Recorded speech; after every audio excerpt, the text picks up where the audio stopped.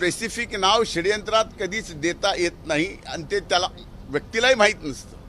फक्त त्याला एवढंच कळत असतं की काहीतरी षडयंत्र आपल्या विरोधात चाललंय आणि हे एवढं वाईट चाललंय की हा धनंजय मुंडे त्यांना फक्त राजकारणातून संपवायचा नाही तर या पृथ्वी तलावून संपवला पाहिजे.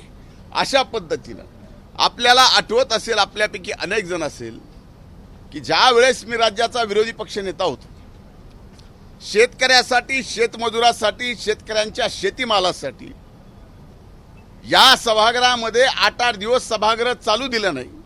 कर्जमाफीसाठी 8-8 दिवस सभागृह चालू दिलं नाही.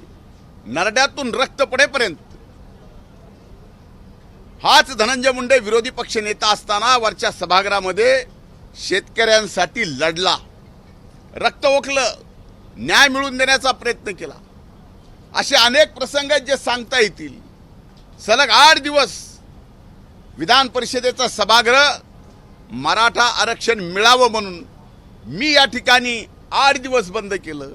त्या 8 दिवसात एवढी भाषणं केली की त्यावेळेस सुद्धा आमच्या आताडी सुजली, नरड्यातून रक्त पडलं, पण माघार हटलो नाहीत.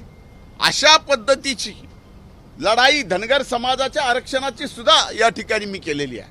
त्यामुळं एक कार्यकर्ता ज्यावेळेस सामान्य माणसाचे प्रश्न घेऊन त्याला जी जबाबदारी मिळते त्या जबाबदारीतून सोडवण्याचा प्रयत्न करतो.